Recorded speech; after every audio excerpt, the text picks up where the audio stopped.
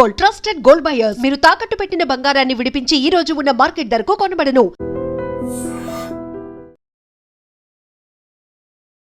నమస్తే, నేను Kavitha. Welcome to I dream news and నిజాలు. మరి కొద్ది గంటల్లో, అంటే భారతదేశ కాలమాన ప్రకారం బుధవారం ఉదయం 5:30 కల్లా ఇరాన్లో అక్కడున్నటువంటి పవర్ ప్లాంట్లతో పాటుగా బ్రిడ్జ్ల మీద అటాక్ చేస్తాము అనేటువంటి మాట. ఆ డెడ్ లైన్ కొన్ని గంటల్లో ముగియబోతోంది. ఏం జరగబోతుంది? ట్రంప్ మళ్ళీ మాట మారుస్తారా? సరికొత్త స్టేట్మెంట్లు ఏమైనా ఇస్తారా? లేకుంటే తాను ముందు చెప్పినట్టుగానే ఇరాన్ని రాతి యుగంలోకి తీసుకెళ్లబోతున్నారా? ఎందుకని ఈ డెడ్ లైన్ గురించి ప్రపంచమంతా ఇప్పుడు చర్చించుకుంటోంది. మనతో పాటుగా ఉన్నారు సీనియర్ జర్నలిస్ట్ సురేష్ కొచ్చతిల్ గారు. సార్ నమస్తే. సార్, ఇప్పటిదాకా బోల్డ్ అన్ని స్టేట్మెంట్లు చూసాం, చాలా వరకు డెడ్ లైన్లు అనేవి చూసాం. బట్ ఈ స్టేట్మెంట్ గురించి, అందులోనూ పాత రాతి యుగానికి తీసుకెళ్తాననే దాంతో పాటుగా నరకం చూడబోతున్నారు మీరు అనేటువంటి మాట, అండ్ తను వాడినటువంటి అబ్యూజివ్ లాంగ్వేజ్, వీటన్నిటితో ఇప్పుడు ఏదో జరగబోతుంది కొన్ని గంటల్లో అనే మాట. ఎందుకంతా? ఐ థింక్ ఒక అమెరికన్ ప్రెసిడెంట్ ఇప్పుడు దాకా ఏ అమెరికన్ ప్రెసిడెంట్ ఈ లాంగ్వేజ్ యూజ్ చేయలేదు. మీరు యుద్ధానికి ఎందుకు వెళ్ళారు? అది ఫస్ట్ ప్రశ్న. మీరు ప్రజల కావాల్సిన ఎలక్ట్రిసిటీ ప్లాంట్ కానీ, అక్కడున్న డీసాలినేషన్ ప్లాంట్ కానీ, అక్కడున్న బ్రిడ్జ్ కొట్టడానికి వెళ్ళలేదా? మీరు వెళ్ళింది ఎందుకు? యురేనియం కోసం వెళ్ళారు. వాళ్ళ ఆయుధాలు అని చెప్పారు, మిసైల్ ప్రోగ్రామ్ వెంట వెళ్ళారు. అది కాకుండా లీడర్షిప్ చేంజ్ వెళ్ళారు, అంటే రెజ్యూమ్ చేంజ్ కోసం వెళ్ళారు. కానీ ఇప్పుడు ఏం చేస్తున్నారు? మీరు అక్కడున్న బ్రిడ్జ్లు కానీ, అక్కడున్న పవర్ ప్లాంట్ కొడితే అది వార్ క్రైమ్ అవుతుంది. అంటే ఇంటర్నేషనల్ లాలో ప్రజలు, కామన్ పీపుల్ వాడే ఏదైనా ఫెసిలిటీ ఉంటే దాన్ని కొట్టకూడదు. అది నీళ్ళ ఫెసిలిటీ ఉండొచ్చు, పవర్ సప్లై ఉండొచ్చు, బ్రిడ్జెస్ ఉండొచ్చు, రోడ్లు ఉండొచ్చు, ఏదైనా ఉండొచ్చు. స్కూల్స్ అండ్ హాస్పిటల్స్ ఎలాగూ ఉంటాయి. ఇప్పుడు రష్యా యుక్రెయిన్ యుద్ధం మొదలైనప్పుడు ప్రెసిడెంట్ పుటిన్ వ్యతిరేకంగా ఏం ఆరోపణలు వచ్చినాయి? ఆయన పవర్ ప్లాంట్లు కొట్టారు, వాళ్ళ బిల్డింగ్స్ కొట్టారు, వాళ్ళ బ్రిడ్జెస్ కొట్టారు. ఆయన వ్యతిరేకంగా వార్ క్రైమ్స్ పెట్టారు. ఎవరు పెట్టారు? యుఎస్. ఇప్పుడు అదే యుఎస్ మేము అదే చేయబోతున్నాం ఇరాన్ అంటే ఏమంటారు? ప్రెసిడెంట్ పుటిన్ చేసిన అదే వార్ క్రైమ్స్ని ఇప్పుడు ట్రంప్ రిపీట్ చేయబోతున్నారు. కొత్తదేం లేదు దాంట్లో. సో లోకం అదే అడుగుతున్నారు, రేపు పొద్దున మన టైంకి, ఇండియన్ స్టాండర్డ్ టైం 5:30కి నువ్వు బాంబు వేస్తాడా లేదా? డేట్ జరగదు నా అంచనా ప్రకారం. ఎందుకంటే దీని కాన్సిక్వెన్సెస్ చాలా సివియర్గా ఉండిపోతుంది, చాలా సివియర్గా. మీరు బాంబు వేశారో, వాళ్ళ పవర్ ప్లాంట్ డిస్ట్రాయ్ చేశారు, వాళ్ళు ఖత్తర్నో, సౌదీ అరేబియానో, కువైట్నో, బహ్రెయిన్ కొడతారు. సో ప్రెసిడెంట్ పుటిన్ ఇది చేస్తే, పుటిన్ వ్యతిరేకంగా వీళ్ళందరూ క్రిమినల్ కేసు వేశారు, వార్ క్రైమ్ అని చెప్పి.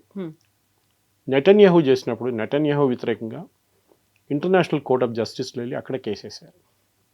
In fact international court of justice ఒక వారెంట్ ఇష్యూ చేశారు, నెటన్యాహుని ఎక్కడ కనిపిస్తే అక్కడ అరెస్ట్ చేయాలని చెప్పి. ఆఫ్కోర్స్ ఆ వారెంట్ ఎవరు నడిపారు అనుకోండి. కానీ ఆలోచించండి, ట్రంప్ ఇదే స్టేట్మెంట్ ఇచ్చారు. ఆయనకి నిన్న వైట్ హౌస్ బయట లాన్స్లో ఈస్టర్ ఫంక్షన్లో ఆయనకు ఒక సెన్స్ ఆఫ్ సాటిస్ఫాక్షన్ వస్తుంది. నేను బాంబ్ చేయబోతున్నాను, ఇంతమంది చనిపోతారు. సో రిపోర్టర్లు అడిగారు, మీరు చేస్తున్న దానికి అక్కడున్న ప్రజలు కష్టపడతారు, వాళ్ళకి నీళ్ళు ఉండదు, వాళ్ళకి పవర్ ఉండదు, హాస్పిటల్స్లో పేషెంట్స్ చనిపోతారు, పిల్లలు చనిపోతారు ఇంక్యుబేటర్స్లో. అంటే ఐఎమ్ నాట్ బాదర్డ్. నేను కావాల్సింది ఏంటి? స్ట్రెయిట్ ఆఫ్ హార్మోస్ తెరిచేసేయండి. ఇది ఒక అమెరికన్ ప్రెసిడెంట్ చేయాల్సిందేనా అని ఒక పెద్ద ప్రశ్న. ఏదో ఒక ఆఫ్రికన్ డిక్టేటర్ చెప్పారో, లేకుంటే ఏదో ఒక టెర్రరిస్ట్ గ్రూప్ హెడ్ చెప్పారంటే ఇంకో మాట. ఒక అమెరికన్ ప్రెసిడెంట్, ఇంత పవర్ఫుల్ పోస్ట్లో ఉన్న మనిషి ఇట్లాంటి స్టేట్మెంట్ ఇవ్వడం ఏంటి? అందులో దాన్ని పర్సనల్గా తీసుకున్నారా? పర్సనల్ కూడా, ఎందుకంటే ఆయనకు ఒక ఈగో ప్రాబ్లం లాగా అయిపోయింది. వీళ్ళెవరు నన్ను ఇంత వ్యతిరేకించడానికి? ఇరాన్ వాళ్ళు, దే ఆర్ నోబడీ. మొన్న కూడా మీరు చూసుంటారు, ఈ అమెరికన్ పైలట్ని రెస్క్యూ చేసిన దాంట్లో నిన్నటి నుంచి అమెరికన్ ఛానల్స్లో కథ అంతా మారిపోయింది. ఈ పైలట్ ఎజెక్ట్ చేసిన ప్లేస్ జియో ట్యాగ్ చేశారు ఆ రోజు చాలా మటుకు ఛానల్స్ వాళ్ళు. ఆ జియో ట్యాగ్ చేసిన చోటు నుంచి 200 కిలోమీటర్ దూరంలోనే ఈ ప్లేన్స్ వచ్చి దిగింది ఈయన రెస్క్యూ చేయడానికి. 200 కిలోమీటర్ దూరంలోనా? మరి 30-40 కిలోమీటర్ అంటే అర్థం చేసుకోవచ్చు. So that was actually another story. మనం ఇంకోసారి డిస్కస్ చేసుకోవచ్చు. ఏంటది? యురేనియం గురించి, యురేనియంని వాడుకుంటున్నారు, యురేనియం క్యాప్చర్ చేయడానికి అమెరికా వచ్చారని చెప్పి అమెరికన్ ఫోర్సెస్ వచ్చారంట. ఆ మిషన్ మొత్తం మీకు తెలిసింది 3 ఎయిర్క్రాఫ్ట్లు పోయినాయి కంప్లీట్గా. సో ప్రెసిడెంట్ ట్రంప్ ఇప్పుడు ఇచ్చిన థ్రెట్కి దాంతోపాటు ఒక ప్యారలల్ ప్లాన్ ఒకటి నడుస్తుంది. 45 రోజుల సీజ్ ఫైర్ ప్లాన్. దాంట్లో ఏముంటుందో తెలియదు. మనం నిన్న మాట్లాడుకున్నప్పుడు గుర్తుందో మీకు చెప్పాను, Oman and Iran are talking అని చెప్పేసి. పాకిస్తాన్ పక్కన పెట్టింది. ఒమాన్ ఏమంటున్నారంటే 45 రోజులకి ఈ స్ట్రేట్ ఆఫ్ హార్మూస్ని ఓపెన్ చేద్దాం, కానీ ఇరాన్ మీద ఉన్న శాంక్షన్స్ మొత్తం తీసేసేయాలి. అంటే ఇరాన్కి ఇంకా రెవెన్యూ వస్తుంది, వాళ్ళు ఆయిల్ అమ్ముకుంటారు, దాంతో వాళ్ళు కొన్ని రోజులు క్వైట్గా కూర్చుంటారు, దాని తర్వాత అందరూ మర్చిపోతారు. ట్రంప్కి ఒక ఎగ్జిట్ ప్లాన్ ఇస్తున్నారు. ఎవరు? ఒమాన్. ఎందుకంటే 45 రోజుల తర్వాత ఎవరు అడగరు ట్రంప్ ఎక్కడ, యురేనియం ఎక్కడ, బ్రిడ్జ్లు ఎక్కడ, పవర్ ప్లాంట్ ఎక్కడ అని అడగరు. So you better quietly go away. మీరు కూడా మాకు విక్టరీ అయిపోయింది, గెలిచేసామని చెప్పేసి వెళ్ళిపోండి. స్ట్రేట్ ఆఫ్ హార్మూస్ని 45 రోజులు మేము ఓపెన్ పెడతాం, ఓకే? బట్ 45 రోజుల తర్వాత ఏం జరుగుతుందో తెలియదు. యాజ్ ఆఫ్ నో ఇది పొజిషన్. ఎందుకంటే కవిత గారు మీకు గుర్తుంటుంది, ఇజ్రాయెల్ ఉన్నారు దీంట్లో, ఇంకో అన్నోన్ కాంపోనెంట్ ఇస్ ఇజ్రాయెల్. ఇజ్రాయెల్ది ఒక యాటిట్యూడ్ ఉంది. జూలైలో జరిగిన యుద్ధంలో 12 Day వార్లో ఆల్మోస్ట్ ఒప్పందం పెట్టడానికి వచ్చేసారు ఇరాన్, రెడీ అయిపోయారు. యురేనియం స్టాక్ పైల్ గురించి, మిసైల్ ప్రొడక్షన్ గురించి, డ్రోన్ ఫిజ్ అన్నీ తీసుకొచ్చారు. ఈవెన్ డెమోక్రసీ తీసుకురావడానికి కూడా వాళ్ళు అగ్రీ అయ్యారు. కానీ ఆ టైంలోనే ఇజ్రాయెల్ వచ్చి బాంబు వేశారు. ఈసారి కూడా అదే జరిగింది. ఆల్మోస్ట్ జెనీవాలో ఒమాన్ ఫారెన్ మినిస్టర్ అంటున్నారు, we were ready to sign, and మీరు అది చూస్తే, డాక్యుమెంట్ చూస్తే, you will be surprise that Iran ఎంత మట్టుకు అగ్రీ అయ్యారు అని. కానీ కరెక్ట్ అదే టైంలో మళ్ళీ ఇజ్రాయెల్ వచ్చి బాంబు వేశారు. ఇప్పుడు అంటున్నారు, మనం మూడోసారి కూర్చొని మాట్లాడిన తర్వాత, ఇదంతా చేసిన తర్వాత మళ్ళీ వచ్చి బాంబు వేస్తారా అని అడుగుతున్నారు.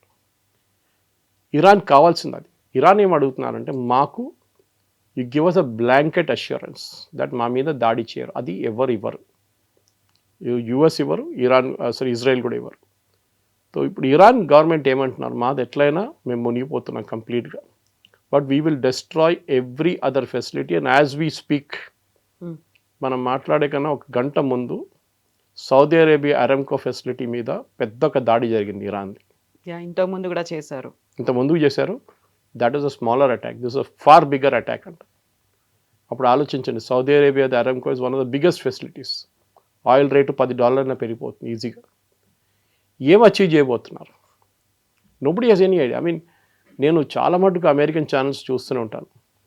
ఒక్క channel except maybe Fox News, ఎందుకంటే అది ఆయన ఛానలే ఫాక్స్ న్యూస్, అందరు ఇదే అంటున్నారు. ఒక అమెరికన్ ప్రెసిడెంట్ మేము ఇవాళ దాకా చూడలేదు. ఈవెన్ రిటైర్డ్ జనరల్స్ అంటున్నారు, 4 స్టార్ జనరల్స్, మేము ఎన్నో ప్రెసిడెంట్ కింద సర్వ్ చేశారు మేము, వాళ్ళు మా దగ్గర ఒపీనియన్ అడుగుతారు, చెప్పండి ఇది చేస్తే నాకేమైనా ఆప్షన్స్ ఇవ్వండి అంటారు. వీళ్ళు 3-4 ఆప్షన్స్ ఇస్తారు. ఇప్పుడు చెప్తున్నారు, అక్కడ ఉన్న ఇన్సైడర్స్ ఏమంటున్నారంటే వైట్ హౌస్లో, ప్రెసిడెంట్ ట్రంప్ని మాట్లాడడానికి భయపడుతున్నారు వీళ్ళు. ఏమనంటే నేను తీసేస్తాను ఉద్యోగం నుంచి అంటున్నారు. ఆలోచించండి, ఇది మన కార్పొరేట్ కంపెనీస్లో వింటాం మనం. ప్యామ్ బాండీని మనకు తీసేశారు, మోస్ట్ ప్రాబ్లీ తులసి గబాడ్ని తీసేస్తారు. Cash Patel also will go. ఆయన వ్యతిరేకంగా ఎవరు ఏం చెప్పకూడదు, ఆయనే అందరికన్నా పెన్ను, ఆయన దేవుడు. నిన్న ఒక లీక్ అయిన వీడియో మీరు చూసుంటారు కవిత గారు, అది చాలా డిలీట్ చేసేసారు దాన్ని. వైట్ హౌస్లో మాట్లాడుతూ ప్రెసిడెంట్ ట్రంప్ నేనే జీసస్ క్రైస్ట్ అని చెప్పుకున్నాడు. జీసస్ క్రైస్ట్ లాగానే నేను. దానికన్నా ముందు they was a preacher who said the same thing about ఆయన గురించి. ఆయన దాన్ని రిపీట్ చేసి, ప్రెస్ లేకుండే యాక్చువల్లీ ఆ ఫంక్షన్లో, దట్ పర్టికులర్ ఈస్టర్ ఫంక్షన్లో ప్రెస్ వాళ్ళు లేకుండా, కానీ వైట్ హౌస్ వాళ్ళు ఎవరో రికార్డ్ చేసి దాన్ని అప్లోడ్ చేశారు. దాంట్లో ఆయన అంటున్నారు, నేనే జీసస్ క్రైస్ట్, తర్వాత నేనే వచ్చాను, నేనే ఉన్నాను, ఇప్పుడు మిమ్మల్ని అందరూ సేవియర్. యా, యాక్చువల్గా ఇప్పుడు ఇరాన్ మీద కావచ్చు, అంతకుముందు ఉన్నటువంటి వెనిజువెలా మీద కావచ్చు, అంతకుముందు లిబియాలు, ఇరాకులు, వీటన్నిటి మీద చేసినట్టుగా అదర్ కంట్రీస్లో ఉన్నటువంటి సుప్రీం లీడర్స్ కావచ్చు, లేకపోతే ఆ ప్రెసిడెంట్స్ని, వాళ్ళందరినీ ఎలా అయితే తొలగిస్తున్నారో, ఇక్కడ తనకి ఎవరైతే అపోజ్ చేస్తున్నారో, తన మాటని ఎవరైతే యాక్సెప్ట్ చేయట్లేదో, అమెరికాలో కూడా వాళ్ళని తొలగించడం అంటే ఇంకా నాకు ఎదురు లేదు అనేటువంటి ఒక సందేశం ఆయన ఏమన్నా ఇస్తున్నారా? కరెక్ట్. ఎందుకంటే డిక్టేటర్స్ ఇట్లానే బిహేవ్ చేస్తారు. మీరు చూసుంటారు. ఇదీ అమీన్ కానీ, ఉమర్ గద్దాఫీ కానీ, సద్దాం హుస్సేన్ కానీ, వీళ్ళందరూ డిక్టేటర్స్ ఏం చేస్తారంటే వాళ్ళ వ్యతిరేకంగా ఎవరైనా మాట్లాడితే వాళ్ళని సీన్ నుంచి తీసేస్తారు. ఐదర్ చంపేస్తారు లేకుంటే పంపించేస్తారు ఎక్కడికైనా. ఇది వీళ్ళది. ట్రంప్ కూడా అదే బాగా బిహేవ్ చేస్తున్నారు. వీళ్ళ లాంగ్వేజ్ చూడండి. మనం స్టార్టింగ్ నుంచి మాట్లాడుకుంటూ వస్తున్నాం. ఐ మీ మై సెల్ఫ్, నేనే. వి అని మాట యూస్ చేయరు ట్రంప్. మేము అందరు కలిసి డిసైడ్ చేశామని చెప్పి. లేదు, మీరు ఒక ఇండిపెండెంట్ కంట్రీని మొత్తం ధ్వంసం చేసాం, స్టోనేజ్కి పంపిస్తామంటే మీకు ఎంత సెన్స్ ఆఫ్ సాటిస్ఫాక్షన్ వస్తుంది. ఇప్పుడు కూడా చాలామంది 1700 మంది అంతా చనిపోయారు. కానీ ట్రంప్ ఏమంటున్నారు, వాళ్ళు 45,000 మందిని చంపారు అక్కడున్న గవర్నమెంట్ అని. మళ్ళీ మీరెంతమందిని చంపారు? దానికి కౌంట్ ఉందా లేదా? ఇది ప్రాబ్లం. అండ్ అమెరికాలో రిపబ్లికన్స్ కూడా భయపడుతున్నారు. కొంచెం మంది ఇప్పుడు ప్రైమరీ మేము పోటీ చేయము ఈసారి మిడ్ టర్మ్ పోల్స్ అని చెప్పిన వాళ్ళు బయటకు వచ్చి మాట్లాడుతున్నారు. ఎందుకంటే వాళ్ళకి పోవాల్సింది ఏం లేదు, అయిపోయింది. వాళ్ళు they are not contesting as an MP again. ఈ పరిస్థితిలో ట్రంప్ని అక్కడి నుంచి ఆపడానికి నాకు తెలియదు. లీగల్లీ యుఎస్ సుప్రీంకోర్టుకి ఏదైనా దీంట్లో లీవే ఉంటుందా తెలియదు, లేదనుకుంటా. కానీ అట్లీస్ట్ అరబ్ నేషన్స్, చుట్టుపక్కల ఉన్న అరబ్ నేషన్స్, సౌదీ అరేబియా కానీ, సౌదీ అరేబియాకి చాలా ఇన్ఫ్లుయెన్స్ ఉంది, యూఏఈ కానీ, బహ్రెయిన్ కానీ, ఖత్తర్ కానీ, వీళ్ళు వచ్చి మాట్లాడే ప్రెసిడెంట్ ట్రంప్తో చెప్పుంటారు వాళ్ళు. బహుశా దీనికన్నా ముందు చేసినప్పుడు చెప్పుంటారు ఆయన. దానికోసం ఆయన తొలగించారు కదా, డెడ్ లైన్ ఎక్స్టెండ్ చేశారు. That impact is going to be on us also అని. ఇరాన్ వాళ్ళ దగ్గర ఉన్న అన్ని ఆయుధాలు వాడుకుంటారు. Because nothing left for them. అయిపోయింది వాళ్ళకి. ఏం చెప్తారు, ఎండ్ ఆఫ్ ద వరల్డ్ లాగా అయిపోతుంది వాళ్ళకి. సో వాళ్ళు కూడా they will go all out. దాంట్లో డౌట్ లేదు. కవిత గారు చూడండి, నెక్స్ట్ ఇది రేపు పొద్దున 5:30కు జరుగుతాయి. ఎందుకన్నారు, ఈ gave a time line also. మీరు చూసుంటారు ఇవాళ స్పీచ్లో, ఆ ఈస్టర్ స్పీచ్లో ఈ said by 4 hours I will destroy everything. అంటే ఆయనకు ఎవరో ప్లాన్ ఇచ్చి ఉంటారు 4 గంటల సేపు. మీరు బ్రిడ్జ్లు డెస్ట్రాయ్ చేసి మీరు వాట్ విల్ యూ గెయిన్ అని చెప్పండి. అది చెప్తారు. ఏం సాధిస్తారు? ఏం లేదు. ఎందుకంటే ఆ బ్రిడ్జ్ మళ్ళీ తయారు చేయాలంటే మీకు సంవత్సరాలు పడుతుంది. మళ్ళీ ఎవరు ప్రజలు కష్టపడతారు? ఇరానియన్ రెవల్యూషనరీ గార్డ్సో లేకుంటే అక్కడున్న అయతోళ్ళకి ఏం ప్రాబ్లం ఉండదు. వాళ్ళు హెలికాప్టర్లు పోతారు కావాలంటే రేపు. వీళ్ళు ప్రజలు కష్టపడతారు. పవర్ ప్లాంట్ కొడితే ఎన్ని రోజులు పడుతుంది మళ్ళీ ఇంకో పవర్ ప్లాంట్ కట్టడానికి? రేపు హైపోథెటికలీ యూఎస్ మీద ఇట్లనే అటాక్ చేస్తే అప్పుడు యూఎస్ ఏమంటారు? టెర్రరిస్ట్ యాక్ట్ అంటారు దాన్ని. మీరు చేసేది ఏంటి? మీరు మిలిటరీ టార్గెట్స్ మీద కొట్టండి, నోబడీ విల్ స్టాప్ యూ. ఎవ్వరు ఆపరు మిమ్మల్ని. మీరు రెవల్యూషనరీ గార్డ్ పోస్ట్ మీదనో, రెవల్యూషనరీ గార్డ్ హెడ్ క్వార్టర్స్ మీదనో చాలా కొట్టారు వీళ్ళు బాంబులు. 15,000 బాంబులు చేశారు, మిస్ కేసెస్ అన్నమాట. మీరు దాని తర్వాత రాష్ట్ర ప్రజల మీద చేస్తున్నారు. అంటే ఇరాన్లో ఉన్న ప్రజలు కూడా మిమ్మల్ని నిన్న ఆయన దగ్గర అడిగారు, మీరు ఇది చేస్తే ఇరాన్ ప్రజలు ఏమంటారంటే, మేము కొన్ని ఇంటర్సెప్ట్స్ మేము పట్టుకున్నాం, ఆ ఇంటర్సెప్ట్స్లో ఇరానియన్ ప్రజలు చెప్తున్నారంట మా పక్కన బాంబు పడ్డది, ఇంకొక పడేయండి బాంబు అంటున్నారంట. ఎవరైనా అంటారు అది? ఇప్పుడే మా పక్కన ఒక బాంబు పడ్డది, ఇంకో బాంబు పడండి, ఇంకో పంపించండి, ఇంకొన్ని బాంబులు పంపించని అంటున్నారంట. ఐ మీన్ లాజిక్ లేదు మాట్లాడిన దాంట్లో. ప్రజలు అక్కడి నుంచి బతికి బయటపడడానికి ట్రై చేస్తున్న బదులు ఫోన్ చేసి చెప్తారా ట్రంప్కి ఇంకో బాంబు వేయండి, ఇంకో 2 బాంబు. అదే టైంలో బీబీసీ నిన్న ఒక ఇంటర్వ్యూ చేశారు. ఒకటి కాదు, they did a series of interviews అక్కడున్న ప్రజలతోని. సో వాళ్ళ దగ్గర అడిగిన ఒకటే ప్రశ్న, ట్రంప్ బాంబు వేయబోతున్నాడు, power plant and your bridges. So వాళ్ళేమంటున్నారు, నిన్నదాకా మేము ఈ గవర్నమెంట్ వ్యతిరేకంగా ఉండే, మేము రోడ్డు మీద వెళ్ళి ప్రొటెస్ట్ చేస్తాం, మా ఫ్రెండ్స్ చాలామంది చనిపోయారు, అప్పుడు మాకు ఈ గవర్నమెంట్ వ్యతిరేకంగా చాలా కోపం ఉండే, వ్యతిరేకత ఉండే, అయోతలాలు వీళ్ళ ఖమేనీ లాంటి వాళ్ళది. కానీ ఇప్పుడు మాకు ట్రంప్ వ్యతిరేకం అవుతుంది. We're angry with him and మేము వీ విల్ ఫైట్. ఎవరి కోసం? ద సేమ్ గవర్నమెంట్, వాళ్ళు ప్రశ్నించే గవర్నమెంట్ కోసం ఫైట్ చేస్తారంట. సో ఏం చేశారంటే, Trump has brought the government and people of Iran close. ఇంకా చాలా దగ్గరకు వచ్చేసారు వాళ్ళు. మీరు అచీవ్ చేయాల్సింది ఆపోజిట్ జరిగింది. రెజీమ్ చేంజ్ కాదు, రెజీమ్ వాళ్ళు ప్రజలు కలిశారు, ఇప్పుడు ఒకటే అయిపోయారు. ఇది ఐ థింక్ ఎవరైనా, నాకు కూడా తెలియదు ఎవరు మాట్లాడచ్చు ఆయనతోనని, ఎవరు మాట వినరు ఆయన. ఇట్లాంటి పరిస్థితుల్లోనే అట్లీస్ట్ అమెరికన్ ప్రజలు వాళ్ళ దగ్గర ఒక 25th అమెండ్మెంట్ ఒక ఆప్షన్ ఉంది, దాని కింద vice president of US can take over because president is not in a capacity అని చెప్పేసి. కానీ అది కూడా ఆయన అంగీకరించరు. ఆయన దగ్గర ఏదో సీరియస్ మెంటల్ ఇష్యూ ఉంది ఆయనకి, దాంతోనే ఈ ప్రాబ్లం అంతా వస్తుంది కవిత గారు. సో ఇంగ్లీష్లో ఒక మాట ఉంటుంది sir, known devil is better than unknown God అనేది. అలా ఏమైనా ఇప్పుడు ఇరాన్లో ఉన్నటువంటి ప్రజలు భావిస్తున్నారా? గతంలో ఉన్నటువంటి ఖమేనీ తీసుకొచ్చినటువంటి నిర్బంధాలు కావచ్చు, వాళ్ళ మీద బుర్కా విధానం కావచ్చు, మిగతా అన్నిటినీ చాలా స్ట్రిక్ట్గా పెట్టేవాళ్ళు. ఇప్పుడు దానికి మించి ఇప్పుడు ప్రాణభయం అనేది ఇక్కడ ఉంది అనేటువంటి భావన అక్కడ ఏమైనా వస్తుందా? అది ఎగ్జాక్ట్లీ చేశారు. నిన్న అదే అంటున్నారు. మీరు ఈవెన్ సిఎన్ఎన్లో కొన్ని ఇంటర్వ్యూస్ చూశాను నేను, అక్కడున్న ప్రజలతో మాట్లాడుతున్నప్పుడు వాళ్ళు కూడా అదే అంటున్నారు.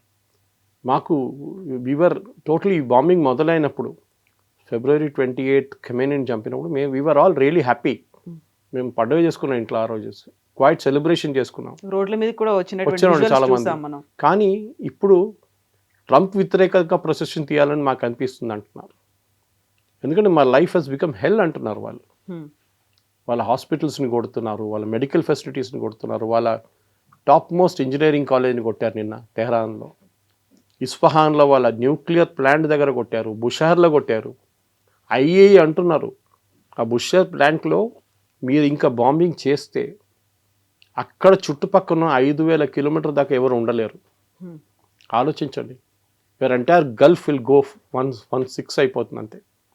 రేపు ఆయిల్ లేదు, గల్ఫ్ లోకానికి గ్యాస్ లేదు, ఏం దొరకదు. మళ్ళీ షెర్నోబిల్ లాగా ఇంకోటి తయారవుతుంది. ఐ థింక్ ట్రంప్ చాలా మటుకు ఒక ఏం చెప్తారు విచ్ సెండ్కి వచ్చేసారు. ఇప్పుడు ఆయనకు అర్థం కావట్లేదు ఆయనకి ఏం చేయాలని. ఆయనకి ఈగో ఏంటంటే ఈ గవర్నమెంట్ నేను చెప్పింది పట్టించుకోవట్లేదు, సో వీళ్ళకి ఒక పాఠం చెప్పాల్సిందే, నేను బాంబేసి వీళ్ళని ఫినిష్ చేసేస్తాను. కానీ యూ కెనాట్ డూ దాట్. ఏదో ఒక రోజు మీ కర్మ మీద వెంట పడుతుంది మీది.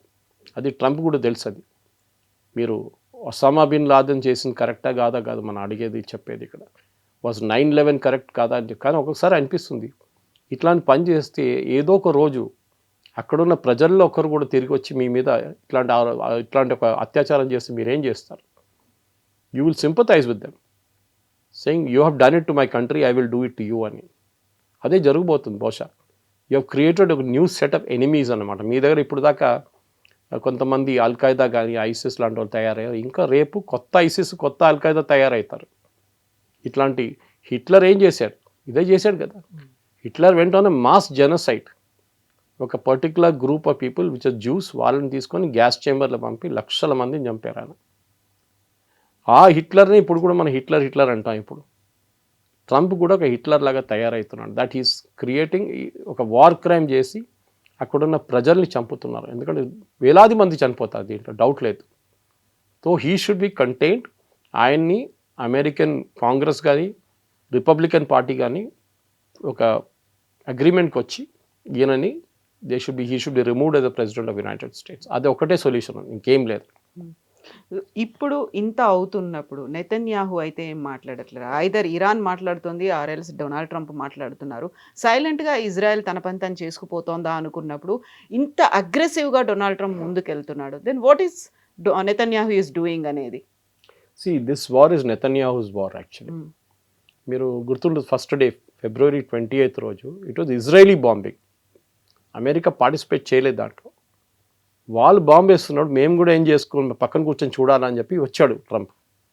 కానీ ఆయన ఎప్పుడు ఆయన వైల్డెస్ట్ డ్రీమ్తో అనుకోలేదు ఇది ఇట్లా అవుతుంది, స్ట్రెయిట్ ఆఫ్ హార్మూజ్ బ్లాక్ అయిపోతుంది, దాంతో లోకంలో ఉన్న మొత్తం అన్ని ఎకానమీస్ దెబ్బతింటుందని అనుకోలేదు ఆయన.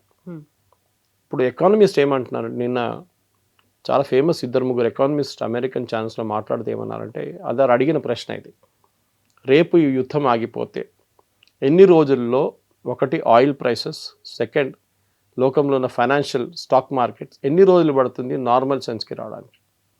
వాళ్ళంటున్న నెల కాదు సంవత్సరాలు పడుతుందంట. అమెరికన్ స్టాక్ మార్కెట్స్ కానీ, యూరోపియన్ స్టాక్ మార్కెట్ కానీ, ఏషియన్ స్టాక్ మార్కెట్స్, అది కాకుండా ఆయిల్ ప్రైసెస్. మీరు ఆయిల్ తవ్వి బయటికి తీయొచ్చు, కానీ మీరు రిఫైనరీ పనిచేయట్లేదు. నిన్న మనం మాట్లాడుతూ మన ఇంటరాక్షన్ అయిన తర్వాత గంట తర్వాత ఇజ్రాయెల్ వెళ్ళి సౌత్ పార్స్ మీద కొట్టారు, ఇరాన్ గ్యాస్ ఫీల్డ్స్ మీద. ఇరాన్ ఊరుకుంటారా? ఇప్పుడు ఖత్తర్ని కొడతారు. ఆల్రెడీ గ్యాస్ ఫెసిలిటీ ఆగిపోయింది ఖత్తర్ది, ఇంకా కొడితే లేను, అది 10 సంవత్సరాలు పడుతుంది మళ్ళీ రిపేర్ చేయడానికి. So what are you trying to achieve? అప్పుడు ఇజ్రాయెల్ ఇప్పుడు ట్రంప్ మాట వినకుండా కూడా చేస్తుంది. ఎందుకంటే ఈ ఫస్ట్ టైం సౌత్ పాస్ కొట్టినప్పుడు కవిత గారు మీకు గుర్తుంటుంది, ప్రెసిడెంట్ ట్రంప్ ఒక వార్నింగ్ ఇచ్చాడు ఇజ్రాయెల్కి, నెవర్ డూ దాట్ అగైన్ అని చెప్పారు నెటన్యాహుకి. Hmm. ఎందుకంటే దాని ఇంపాక్ట్ చాలా ఉంటుంది, డిఫరెంట్ ఉంటుందని చెప్పారు. కానీ అదే జరిగింది నిన్న. అగైన్ ఈ హిట్ సౌత్ పాస్. అంటే ప్రెసిడెంట్ ట్రంప్ తెలియకుండా చేస్తున్నారా, తెలిసే చేస్తున్నారు? ఇది డెఫినెట్గా ఐ థింక్ ఇజ్రాయెల్, మీరు అడిగిన ప్రశ్నకి, ఇజ్రాయెల్కి వాళ్ళ అచీవ్ చేయాల్సిన ఆబ్జెక్టివ్ వాళ్ళు అచీవ్ చేస్తున్నారు సైలెంట్గా. మన నిన్న వాళ్ళు ఇరానియన్ రెవల్యూషనరీ గార్డ్స్ ఇంటెలిజెన్స్ చీఫ్ని కొట్టారు. అది యుఎస్ చేయరా పని, యుఎస్ బాంబింగ్ చేస్తారు అంతే. కానీ ఇజ్రాయెల్ ఏమో స్పెసిఫిక్ వాళ్ళ ఎనిమీస్ ఎవరు ఉన్నారు చెప్పారు కూడా నిన్న వాళ్ళ డిఫెన్స్ చీఫ్ చెప్పారు. మా వైపు బాంబులు వేసిన వాళ్ళు 10 సంవత్సరాల ముందు కూడా ఉండొచ్చు, మొన్న వేసిన బాంబులు కూడా ఉండొచ్చు. ఎవరు మా మీద మిసైల్ ఫైర్ చేస్తున్నారో వాళ్ళని అందరినీ మేము ఫినిష్ చేసేస్తాం. ఇప్పుడు Iran main revenue source oil, petrochemical. నిన్న పెట్రోకెమికల్ ప్లాంట్స్ మీద కొట్టారు. అది మీకు మినిమం 5 సంవత్సరాలు పడుతుంది రిపేర్ చేయడానికి. ఇరాన్కి రేపు యుద్ధం ఆగిపోతే కూడా రెవెన్యూ ఉండదు. 3 సంవత్సరాలు పడుతుంది వాళ్ళకి రెవెన్యూ రావడానికి. ట్రంప్ ఏమంటున్నాడు, ట్రంప్ తో అడిగారు, మీరు ఈ యుద్ధం రేపు ఇరాన్లో రెజీమ్ మారిపోయింది అనుకోండి, ఇరానియన్ ప్రజల్ని మీరేం I will make them rich అన్నారు. నేను ఆయన ఒక మాట అన్నాడు, కానీ none of the channels picked it up. Kavitha గారు, హీ సెడ్, ఇదన్నీ చెప్పిన తర్వాత, unfortunately American citizens want us to come back. అంటే అమెరికన్ సిటిజన్స్ అంటున్నారా మీ యుద్ధం చాలు, తిరిగి వచ్చేసేయండి అంటున్నారు. అన్ఫార్చునేట్లీ. దాంతోపాటు అడిగారు, what about American citizens who oppose the war? ఈ వార్ని వ్యతిరేకిస్తున్న అమెరికన్ సిటిజన్స్ గురించి ఏం చెప్పాలనుకున్నారు? దే ఆర్ ఫూల్స్ అన్నారు. వాళ్ళ ఓన్ సిటిజన్స్ని యూఆర్ కాలింగ్ దమ్ ఫూల్స్. మళ్ళీ ఒక అమెరికన్ ప్రెసిడెంట్కి ఇంకేం చెప్పాలండి? ఈ పరిస్థితుల్లోనే I think president Trump he's lost his marbles అంటారు ఇంగ్లీష్లో. ఆయన మెంటల్ కెపాసిటీ మొత్తం పోయింది. ఆయన ఏదేదో అంటున్నారు, ఏదేదో చేస్తున్నారు. స్టీవ్ విట్కాఫ్ కానీ, జేడీ వ్యాన్స్ కానీ, పీట్ హెస్గెత్ కానీ, వీరు ఎవ్వరి మాట ఆయన వినట్లేదు.